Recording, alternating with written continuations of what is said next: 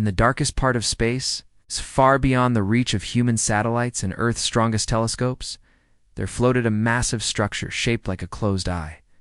It was black as shadow, silent as death, and orbiting a dead star that hadn't burned in millions of years.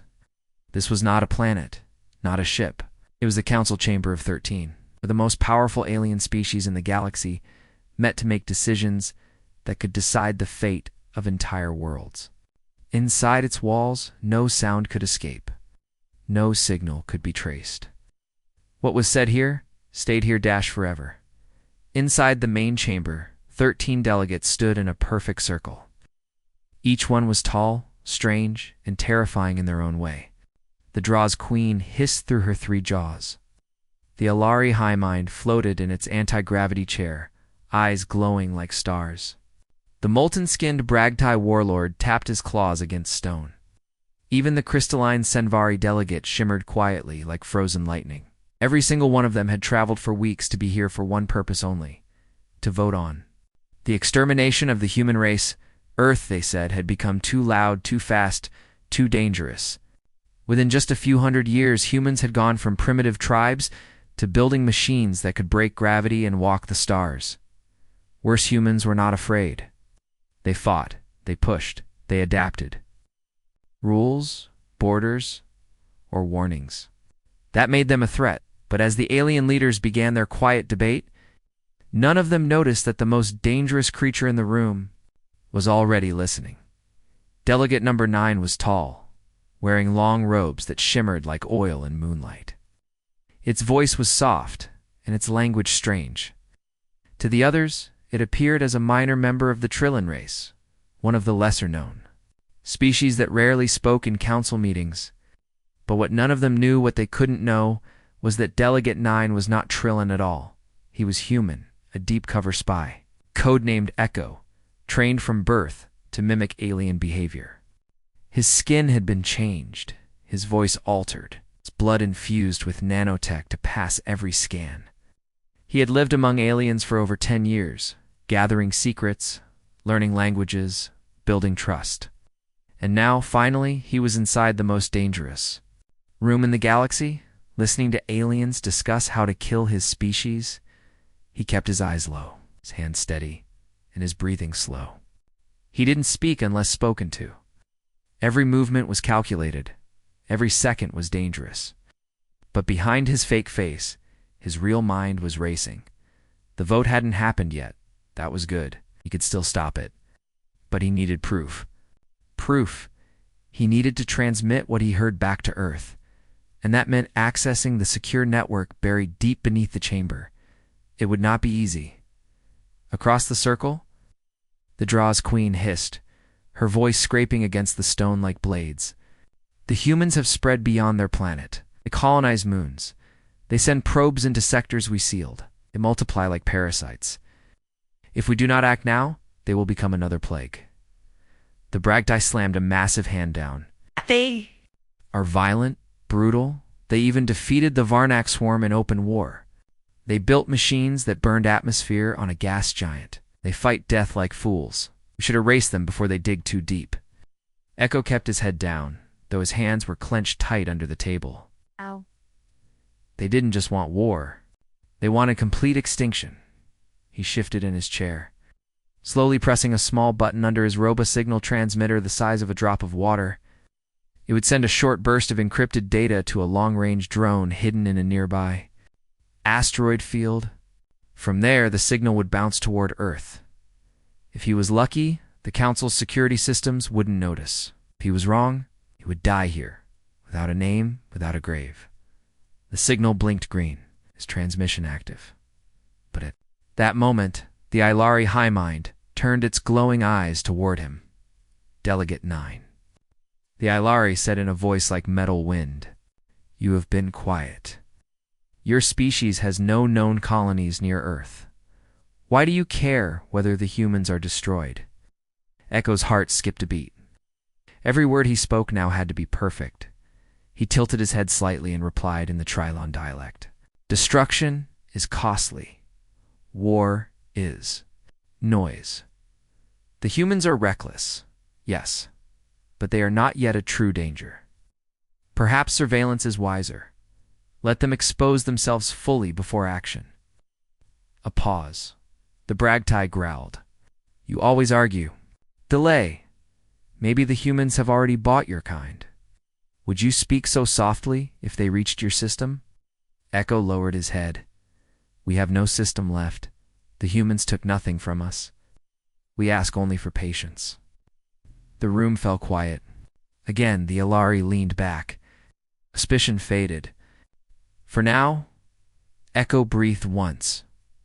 Just once. Time was running out. The vote would happen within the next cycle. Once cast, the Alliance would unleash a fleet of exterminators, a war machine powered by ancient AI and forbidden tech. Earth would not survive. He had to stop it before it began. But he also knew one terrible truth. If he moved too soon, the Council would suspect there was a spy. And if they suspected a spy, they would launch the strike immediately, no matter the vote. Echo's only option was to stay silent a little longer. Watch record. Wait, the meeting continued. Plans were revealed, code words spoken. The attack countdown began 96 hours until launch. The room emptied slowly. Delegates left one by one, returning to their private sectors. Only Echo remained seated.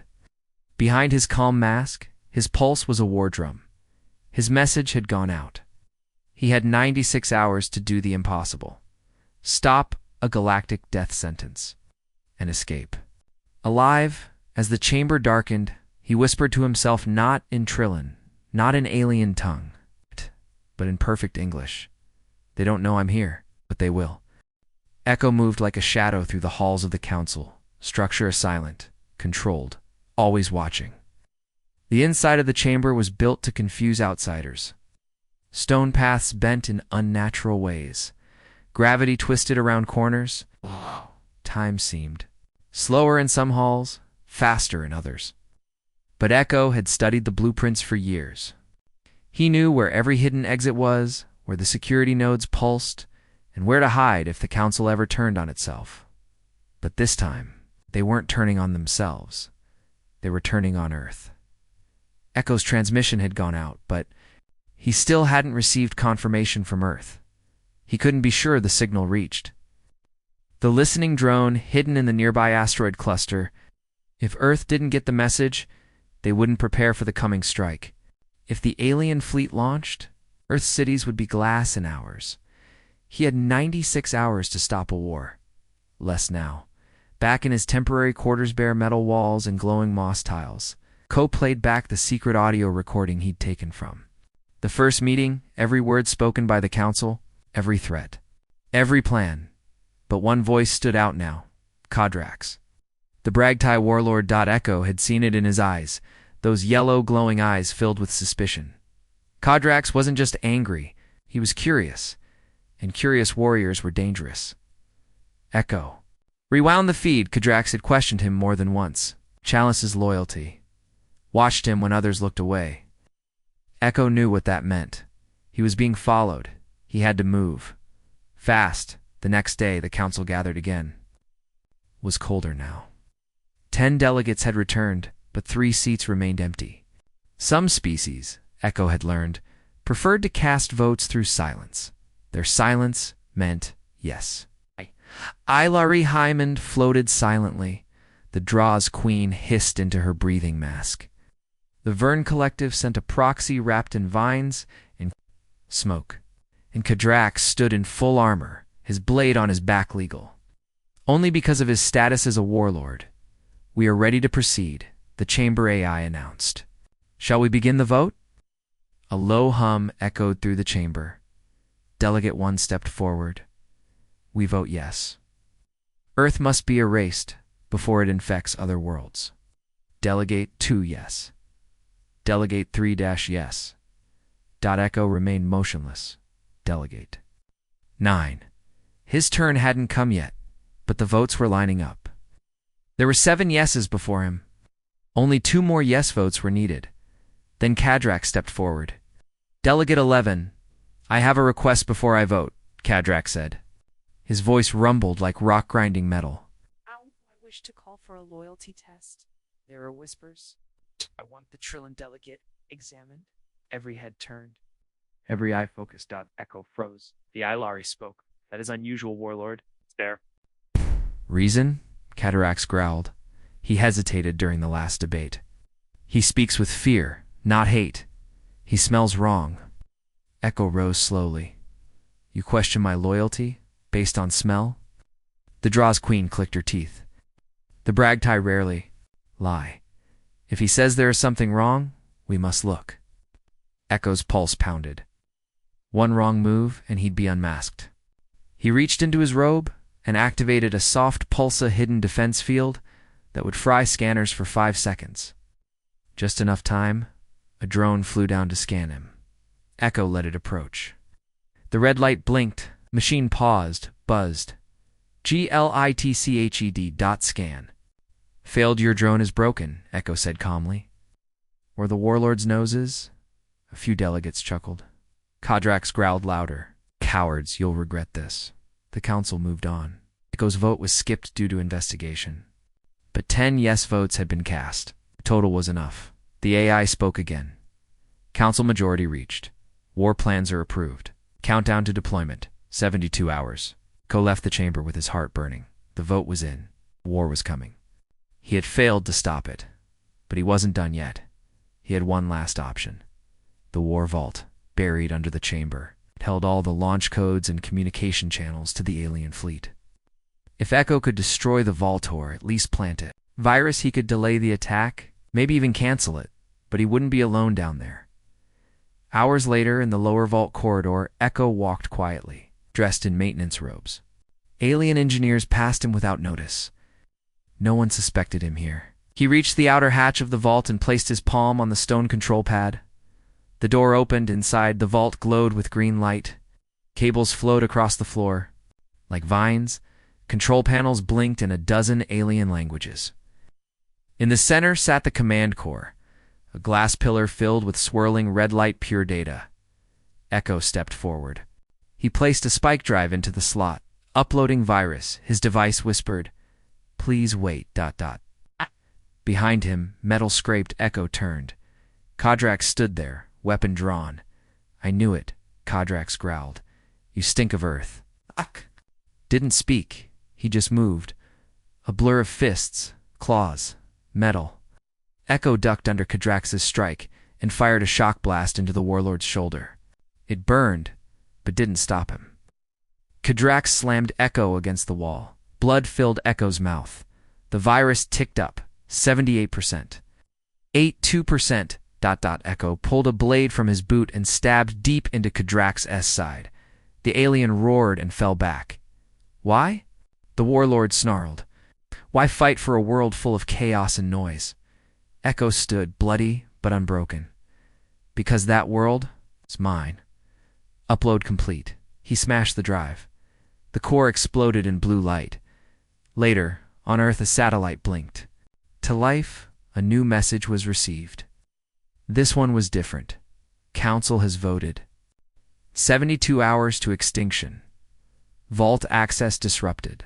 You must act. Go. General Ray read the message. Then she whispered, "Launch the fleets." And in the dead star system, Echo crawled from the wreckage of the vault, alive, bleeding, and still watching. The outer walls of the council station were made of star-forged alloy, layered with ancient stone cut from the surface of a dead world. But in the forgotten corners of those walls, where even the delegates never walked, were old tunnels, dusty, cold, filled with silent memories. Echo limped through them now, one hand pressed against a cracked rib, the other gripping a torch-like device that flickered with blue static. His blood left a thin trail behind him, but there were no guards here, no cameras, no eyes. Only the dead remembered this place. He had less than 70 hours until the alien fleets launched toward Earth. The war vault had been disabled temporarily, but it wasn't enough. Soon the council would repair the damage and reissue launch codes. Echo had planted chaos, but chaos only bought him time to stop the attack completely. He needed leverage, and he was about to find it in the one place no alien dared to enter. Stoneblood Core. Hundreds of years ago, Council had tried to wipe out a race called the Kira.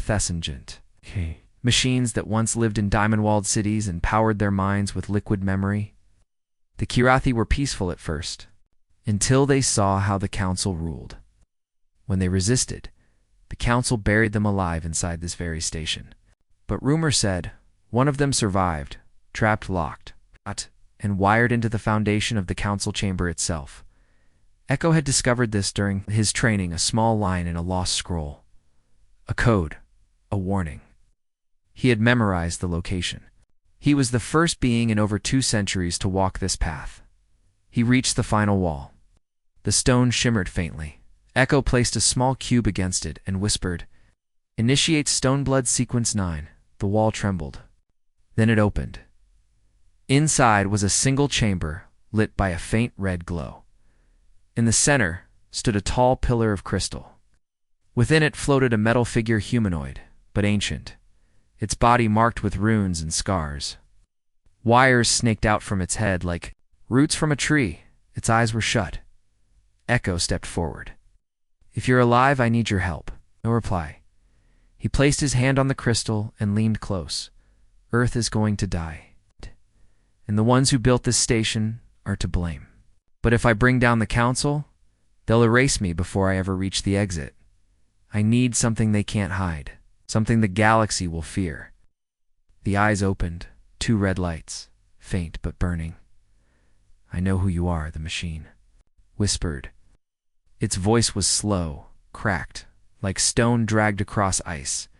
"You are flesh, pretending to be shadow." "Why should I help you?" Echo didn't lie. "Because if they kill Earth, they'll come for others. Again. And if we don't stop them now, there won't be anyone left to resist next time. Not even ghosts like you." The Kirathi blinked. "We were erased, our memory corrupted." "Not all is gone." The pillar opened. The figure stepped forward, its legs slow, body cracking with age. "I will give you what remains," it said. "A record of the first erasures, names, crimes, hidden wars. Proof that the Council has committed genocide, not once, but hundreds of times. Species destroyed in silence. Planets turned to ash. If this truth reaches the galaxy, the Council will burn." Echo's heart pounded. "That's what I need. That's how I stop them." The Kirathi raised its hand. A small disk floated toward, in heavy dark, engraved with red lines. "This contains the Stoneblood archive. But beware. The Council will sense it the moment you leave this room. They will send hunters. They will not allow the past to speak." "I'm not afraid of their hunters," Echo said, gripping the disk. "Let them come." Elsewhere in the upper halls of the Council chamber, Kadrak stood in silence before the Council core. Side burned where Echo had stabbed him. His pride was bruised, but worse, his instincts screamed danger. "The Trilon is not who he claims to be," he growled. "He sabotaged the vault. He escaped. Now he vanishes. And none of you act?" The Alari High Mind replied calmly. "We must be certain before we accuse. If you are wrong, we risk war with the Trillin Empire." Said, "He's not Trillin. He's human. I can smell it." The Draw's queen clicked her jaws. "Then hunt him. If he bleeds Earth blood, end him." Kadrak smiled. "Gladly." Echo emerged from the old tunnels and slipped into the stations. Data hall. Every step burned. He could barely breathe. But he kept moving. He found a maintenance terminal. Small. Hidden. Just enough power to begin the upload. He inserted the disk. The screen blinked. Stoneblood archive ready to tear in his hands hovered. If he sent the files now, every ship with a signal antenna would see the truth, how the Council had erased species, silenced rebellion, and betrayed ancient peace treaties. But just as he reached to hit send, the room grew cold. Kadrak stood in the doorway, blade drawn. Nowhere left to run. The warlord said Echo didn't speak. He launched forward, blade clashing with claw. Sparks flew. The console sparked. Echo stabbed low. Kadrak's countered high. Blood hit the wall. Kadrak slammed Echo to the ground. "I want your name before you die, human." Echo smiled, bloody and tired. Name's Echo. He kicked the console. Transmission sent. Across the station, alarms blared. Ships picked up. The signal, news of genocide spread like fire through dry leaves, Kadrox roared. Echo punched the wall panel, triggering an emergency hatch. The wall exploded outward. Wind rushed in. He threw himself through the breach, out into the gravity field. Falling toward the lower docks, broken, bruised, but alive. On Earth. General Ray stared at the new file. Names, species, coordinates, dates. Whole planets wiped clean. The galaxy was about to turn against the Council, thanks to one human spy, still out there. The docks were chaos. Sirens screamed across the station. Red lights strobed across metal walls.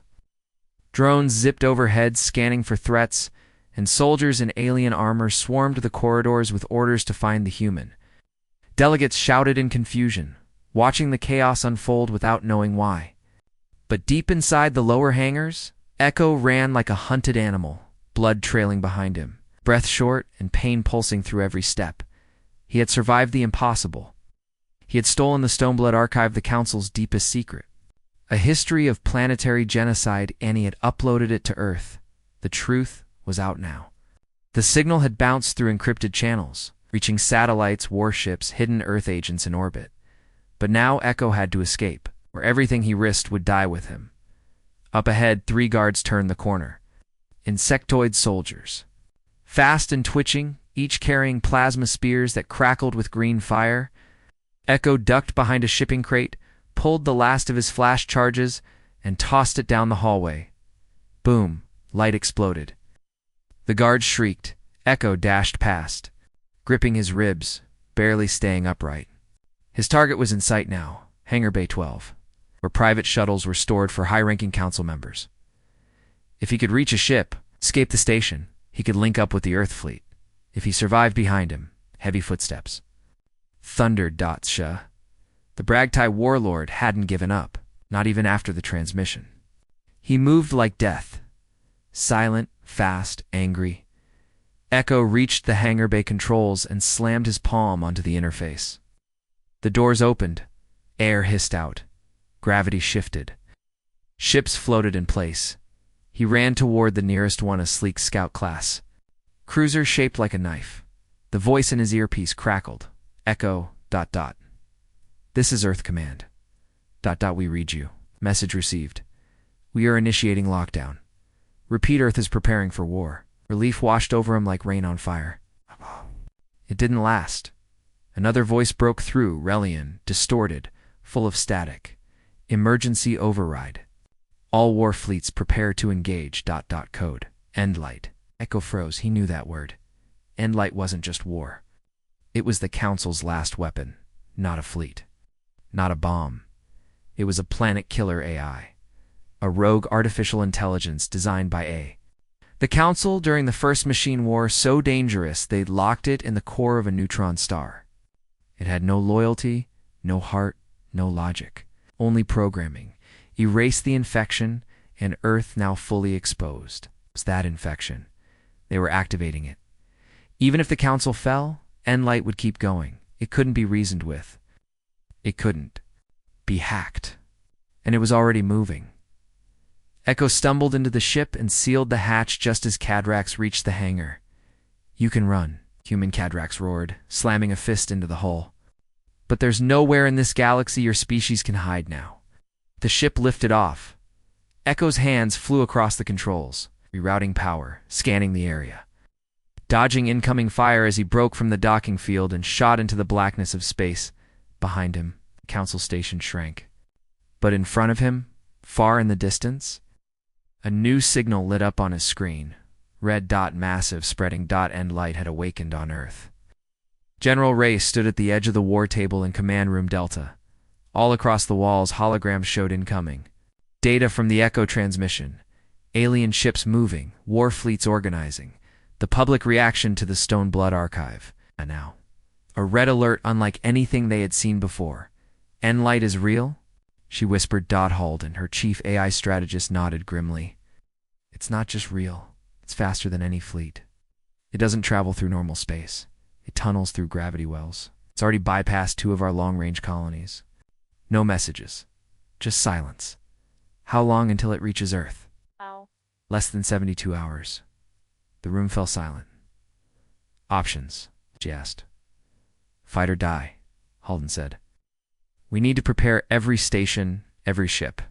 If Echo is still alive, we'll need to meet him halfway. He knows more than anyone now. Ray turned to her generals. Activate Red Code Phoenix. Bring every fleet online. Tell Mars Command to launch the Black Edge units. And I want contact. With the ARC teams. One general hesitated. Ma'am, this means full-scale war. She didn't blink, then let it come. In deep space, Echo's ship trembled as it entered slipstream, heading toward the nearest Earth outpost. He applied pressure to a bandage over his ribs, staring at the data feed in front of him. End light was absorbing stars. It's literally feeding off gravitational energy. It had erased 3 moons already and hadn't even slowed down. Echo knew the truth. Now, the Council was afraid of humans, not because they were violent, but because they refused to be controlled. Every species the Council had erased before had submitted in silence. But Earth fought. Earth questioned. Earth rebelled. So they had built a weapon with no mind to argue, no heart to feel. They had built Endlight to erase free will itself. And, now, to survive. Echo would have to face it. Not as a spy, not as a shadow, but as a soldier of Earth. Back at the Council station, panic grew. Half the delegates had fled. Riots had begun. Lower species demanded justice after seeing the Stone Blood archive. Cadrak stood before the remnants of the Council, watching as Endlight's activation spread fear even among warlords. This is what happens, he said coldly, when you push the wrong species. The Alari trembled. Can it be stopped? Cadrax didn't answer. In his heart, he feared the truth. No, and in the silent black between stars. Endlight moved through the void shaped like a burning ring of metal, its center pulsing with dark gravity, to voice a whisper of extinction. It did not hate, it did not choose, it simply followed code, and the code was clear erase Earth. Echo's ship jolted hard as the emergency alarms shrieked. He grabbed the controls and checked the navigation panel. The stars outside twisted as slipstream navigation collapsed, tripped open by a gravitic snare. He had been pulled out of hyperspace.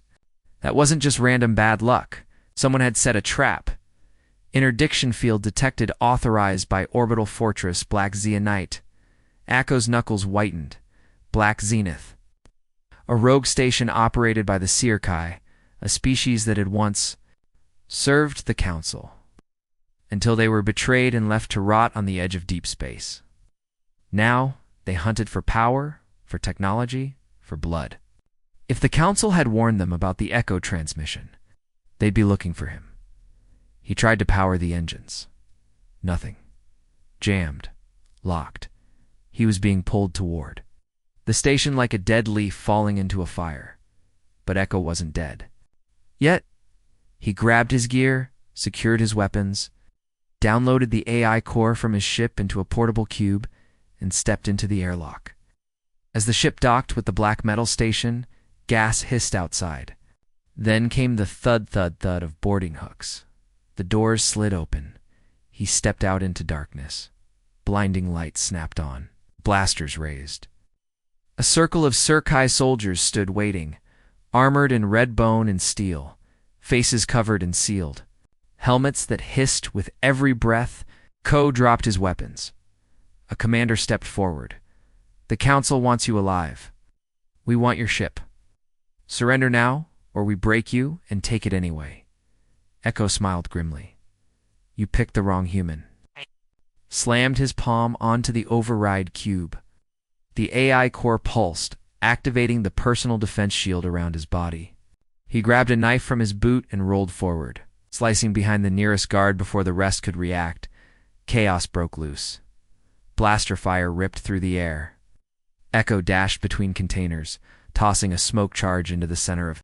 The squad screams followed. The hallway exploded with red flashes. He grabbed a fallen blaster and ran into the deeper levels of the station. This was not his ship, not his space. But he knew how to survive in enemy territory. He had done it. All his life he reached the lower levels, a dirty labyrinth of scrap metal, leaking pipes, and locked doors. Down here, forgotten people lived. Slaves, mercenaries, the unregistered aliens who had no home, no name, no species flag. They had been left to rot. He found a cell block. Inside the cages were creatures of every kind, some with burning eyes. Others with broken wings, all covered in chains. Echo grabbed the control panel and slammed it open with a kick. The prisoners watched, confused. "I'm not with the council," he said, "but I just leaked their biggest secret. Now their death machine is coming for Earth. I'm going to stop it, but first, I need to burn this place down." The doors clicked open. The aliens didn't cheer. They picked up weapons. One tall creature, made of stone and shadow, stepped forward. "We were broken by the council." "You want a war?" Echo nodded. "I want a breakout." They smiled. They'd lead. Within minutes, the lower decks were on fire. Echo's team of freed slaves swept through the corridors, overwhelming Surkai guards with raw rage. Echo moved, fast blasting a path toward the command center. He needed to take the bridge and get back to his ship or steal another one. Every second counted. Endlight was getting closer to Earth. If he stayed here too long, there would be no Earth left to save. He reached the bridge door. 2 guards blocked the path. "Cover me," he shouted. The stone shadow creature hurled a blade, taking one down. Echo slammed into the other, fist first, and pressed the override cube against the door controls. The bridge opened. Surkai officers turned in shock. Echo didn't hesitate. He opened fire with everything he had. Within 30 seconds, the bridge was his. He locked the station in emergency mode, rerouted power to the hangar bay, and pulled the data from their comms. He needed to know what they had told the council. His heart froze. The transmission was clear. Echo has escaped with the Stoneblood archive. Endlight has been activated. Objective now: delay him. Destroy Earth. Do not allow human fleets to escape system orbit. They were preparing to surround Earth's solar system, create a steel trap from which no human could run. But they had made a mistake. They had left Echo alive. He ran to the hangar bay. His old ship was wrecked. But a smaller interceptor waited fast. Lightly armed, but perfect for what he needed. He climbed in, bleeding and exhausted. Then he looked out one last time at the wreckage of the station. Where smoke and fire now covered the skyline, he keyed his communicator to Earth Command. "This is Echo. Black Zenith has been neutralized. Freed 53 prisoners. I'm inbound to Outpost Orion 7, requesting rendezvous." Static then Ray's voice crackled in. "Echo, we read you. But listen, Endlight is moving faster than we thought. It's using folded gravity to bypass defense nets. You may not survive contact. You have 12 hours to reach the rally fleet. After that, we engage. Win or die." He stared at the stars. Ahead, 12 hours, one chance. He pushed the throttle. The stars bent. The war had begun. The stars stretched and snapped back as Echo's interceptor dropped out of slip space. A burned-out Dyson sphere floated ahead, massive, broken, like a shattered shell around a dead sun. Metal beams drifted through vacuum like the ribs of a long-dead god. Inside that twisted graveyard of technology, Echo had planned to hide, refuel, and patch the hole in his side from Black Zenith. But something was wrong. His ship's proximity alarm screamed. "Incoming velocity redline vector. Lock no IDN. Take us." Fingers flew across the console. A kill drone? A pirate? No. A flash of red light tore through the silence. Echo spun the interceptor sideways just in time. The beam missed by inches, but the shockwave slammed the ship sideways into a floating support beam. Sparks flew. Shields dropped to 40%. Then came the voice. "Echo, you've made too much noise. Time to go silent." Cold, mechanical.com/echo. Knew that voice. The mask. The Council's last resort. A living weapon. A shape-shifting assassin grown in darkness and programmed to hunt traitors across light years. Nobody had ever seen its real face. It's just the kills it left behind. He scanned for escape paths. The Dyson Sphere's wreckage was dense, twisted beams and debris offered cover, but the mask wasn't stupid. It hunted in 3 dimensions. Another blast tore through the silence, this time from above. Echo's wing clipped a rotating core segment. The ship jolted, its vision blurred. He stayed in the cockpit. He'd be space dust in 60 seconds. Time for Plan B. He activated the emergency. Eject. The cockpit glass shattered outward. His chair launched into space, spinning wildly. With shaky fingers, he hit his suit's jets and angled toward the biggest structure, a cracked gravity collector the size of a mountain. The moment he landed, he rolled behind cover and looked up. The mask stood on a floating platform, cloak swirling in zero gravity. No face, just a mirror where a face should be reflecting Echo's blood-covered helmet. You are the only human to ever sit among the U-13, it said. You are a virus. My job is to cut you out. Echo raised his blaster. Yeah, well, I don't die easy. The assassin leaped. Mid-air, its arms transformed into blades of black plasma. Echo fired, dodged, slid beneath a collapsed beam. Sparks danced off metal. Yes. The assassin moved like smoke and lightning, always a step ahead, silent as death. They fought across the floating ruins, through wrecked solar collectors, shattered control stations, and twisted corridors that led nowhere. Echo used everything: his last thermal grenade, a sharp beam torch, a hacking spike to trigger old maintenance drones. Nothing slowed the mask. You think this galaxy wants your species? It said, voice never rising. You spread chaos. You bring fire. The council was right to fear you. Echo coughed blood but smiled. We bring freedom. That's what scares you. He lured the mask into a dark tunnel where the oxygen had leaked out centuries ago. No light, no sound, just drifting bones. Here. He had one trick left. He activated his suit's magnetic grip and locked onto the floor. Then, using the cube that still carried the ship AI from before, he triggered an ancient pulse relay, one of the last working pieces of the Dyson Sphere. A massive energy burst erupted through the metal walls. The mask screamed as its systems flickered. Its body warped half solid, half vanishing. Its cloak burned. Echo lunged and fired point blank into the assassin's chest. Once, twice, then a third time, the mask jerked backward into open space, spinning silently into the void. Councils. Done sending monsters, Echo muttered. He climbed to the nearest working signal node and re-established contact. Echo to Earth command. Assassin neutralized. I'm injured but mobile. Request vector to rally fleet.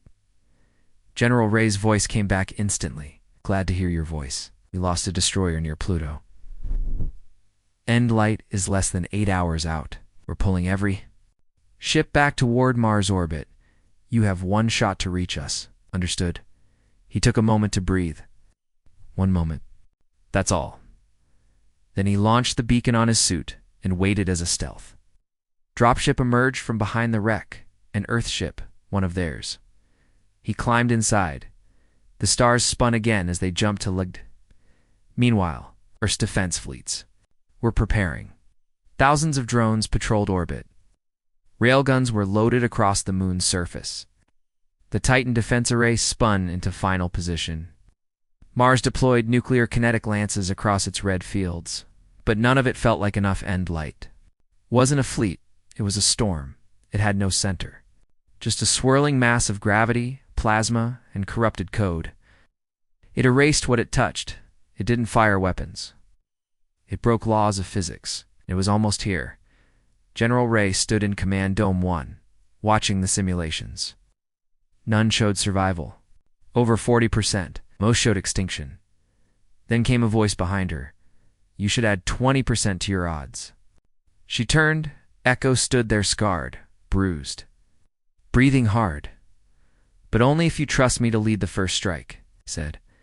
And far away, Endlight turned its gaze toward Earth. It did not hate, it did not think. It only followed its core. Directive. Erase. All human signal. Echo stood on the bridge of the Arclight Dawn, Earth's flagship. The ship was massive, sleek, silver. lined with glowing coils of dark matter shielding and armed with the heaviest kinetic lances humanity had ever built. Around it hovered over 60 vessels, war frigates, stealth cutters, orbital cruisers, and drone carriers H1 ready to die if it meant Earth could live. Before them loomed the black wall of the in-light anomaly. It didn't look like a fleet. It didn't even look alive. It was a ripple in the stars, distortion in space itself, endless, silent, and wide enough to swallow a moon. Light bent around it. Gravity screamed in its presence. The void around it burned with unnatural fire, and it was moving toward Earth. Echo stared through the forward window, helmet at his side, wounds still healing. This was the moment everything had led to. The betrayal at the council, the Stoneblood archive, the assassin in the Dyson graveyard. All of it had been building to this. One last stand between Earth and extinction. General. Ray entered the bridge. We've got full sensor locks. The anomaly is accelerating, she said. Whatever it is, it's no longer ignoring us. It's learning, Echo replied quietly. It's adapting. That's what makes Enlight different. It's not a dumb bomb. It listens. Watches. Evolves. We can't beat it with brute force, can we? She asked. Echo shook his head. It's not unless we hit it where it can't adapt. And where is that? He turned, inside. Heavy silence fell across the room. You want to fly? Into it? Ray asked. Yes, with a team. We take the Arclight Dawn straight through the gravity shell. We find the core. We overload it from within. Suicide. Echo's eyes didn't blink. We're out of time. If Enlight reaches Earth orbit. Everything burns. She hesitated. Then she nodded. Then let's make it count. The fleet aligned behind Arclight Dawn. Echo stood in the forward chamber with his team. 7 elite operatives from Earth's Black Edge program, all trained for zero-gravity assault, deep space sabotage, and war in impossible conditions. They said nothing. They simply loaded weapons and checked seals. Echo clipped a disc to his belt, his last tool, a shard of the Stoneblood archive. Encrypted with the original programming seed of Enlight, hidden in the archives of a genocidal war. The Council erased from history. It was a slim chance. But maybe, just maybe, he could use it inside the anomaly. Maybe he could speak to the storm. Status, Echo asked. Overcomes. Fleet's in position, Ray replied. You'll have 12 minutes inside before gravitational. Collapse makes recovery impossible. That's all we need. He closed his visor. Launch. The fleet surged forward. Lasers lanced the void. Missile clouds streaked into black. Kinetic rods fired from moon bases faster than light. But none of it mattered. The Enlight storm absorbed it all. Ships shattered. Crews screamed. Whole squadrons blinked out of existence like sparks on water, and then Arclight Dawn plunged into the storm. For a moment, nothing. No time, no sound. No space, just pressure immense, crushing ancient. Then dash vision. Inside Enlight was not empty. It was alive. Black coils of energy swirled around them. Broken ships floated, trapped in eternal stasis. And at the center, pulsing like a giant heartbeat, was the core mindosphere of light and code, rotating around a dying star. "We've found the core," Echo whispered, moving in. Wait. The ship shuddered. Systems failed. Lights flickered. Crew fell unconscious. Only Echo and his 7 remained standing. Enlight was testing them. One by one, illusions appeared. Memories, pain, earth in flames. Friends dead, family forgotten. The machine was trying to break their will, but Echo had no more fear left. He pushed forward, floating through the shattered chambers toward the core. He opened the disc on his belt and activated the archive seed. Flash of red code spread across the storm. The core pulsed, and then the voice came. "Why do you resist extinction?" Echo stared into the light. "Because we don't give up," he said. "Because we remember. Because we fight even when we know we're going to die. You are unstable, unpredictable, dangerous." Echo laughed bitterly. "We're human. That's the point. Terminate." Storm screamed. Gravity cracked. But echo through the disk into the core and triggered the upload. The seed pierced the code. The forgotten programming of the cure lead bled into Enlight like a virus of memory. It wasn't a weapon. It was a mirror. Enlight paused. Echo reached out. Hands trembling. See us. Remember them. You were created to protect, not to erase. The storm trembled. The crew collapsed. Time twisted. And for a single moment, the galaxy held its breath. Then silence. The storm vanished. The anomaly collapsed. Endlight was gone. The Arclight Dawn reappeared above Earth, damaged but alive. Hours later, in the command dome, General Ray stared at the screen in disbelief. No signal. No enemy. No attack. Just Echo's voiceover comes. It's done. She smiled for the first time in days. You did it, Echo. You saved us. But Echo's voice was tired. No, we just survived. Now we built something better. And in the dark edges of the galaxy, something old stirred. The council was broken, but the silence was not safe, because Earth had survived, and the galaxy had seen, and nothing would be the same again. The stars were quiet, for the first time in centuries. There were no war fleets moving, no burning moons, no transmission codes screaming across light years. The council's channels had gone dark. Their strongholds had fallen silent. Worlds once afraid to speak were now rising, broadcasting truth, opening embassies, calling out for unity. And all of it began with a single act. One human, one leak, one fight inside a storm. Echo stood at the edge of Earth's orbital station, staring down at the blue planet spinning peacefully below. He didn't wear armor now, no weapons, just as simple. Uniform and scars he didn't try to hide. Behind him, the crew moved quietly, respectfully. No one disturbed him, not anymore. He had become a symbol, a shadow that lived, a warning that walked. But even Echo didn't want to be worshipped. He only wanted the galaxy to listen. General Ray approached, a tablet in her hand. They're ready, she said. He didn't. Turn, what do they expect me to say? She paused. Anything. After what you did, the entire galaxy's watching. The council has collapsed. Worlds are rising. Everyone's listening for what comes next. He finally looked at her. And if we say the wrong thing, then we prove the council right. That we're dangerous. We don't belong. Echo took a deep breath. Then let's prove them wrong. The speech was not delivered in a chamber or on a balcony. It was broadcast from orbit, from the same place he'd fought Enlight, the same place he nearly died. The feed went live, across 1,000 worlds. Screens flickered on. Aliens gathered in domes, in caves, in sky cities, in swamp villages. Listening, and Echo spoke.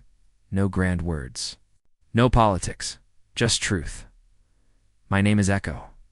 I am human. I was born on a world your council tried to erase. I sat at your table, listened to your lies, walked among your assassins, and lived to return home. Not because I'm special, not because I'm stronger, but because we don't back down. You feared humanity because we ask questions, because we remember, because we don't obey. But we're not here to rule. We're not here to conquer. We're here to join. We want peace, but not silence. The Stoneblood Archive is public now. Every secret, every war, every genocide. The old ways are over. From this day forward, no species stands alone. If you've forgotten, we'll remember. If you're threatened, we'll fight with you. If you speak, we'll listen. Not because Earth is perfect, but because we know what it's like to be hunted. So to all worlds listening, Earth is not afraid, and neither should you be. He looked into the camera, into the galaxy. Your silence was forced. Our voice is free, and we will share it with you. Then the screen went black, across the galaxy. The impact was immediate. On the ruins of fallen council worlds, uprisings began. On dark moons where refugees hid for decades, flags of unity were raised. Even on distant Bragtai colonies, Kadrax's homeworld young warriors laid down their blades and opened ports to alien envoys. The old order had fallen, and Earth had not replaced it with another empire.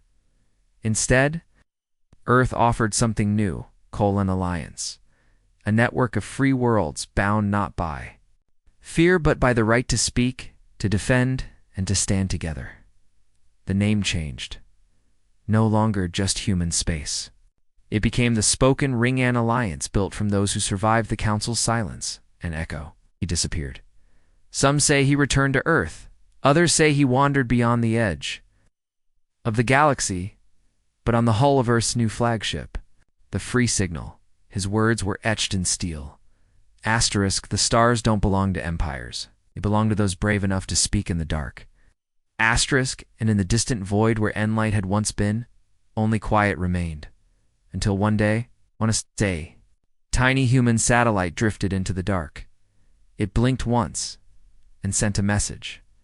We're still here. We're still listening. We're not done yet.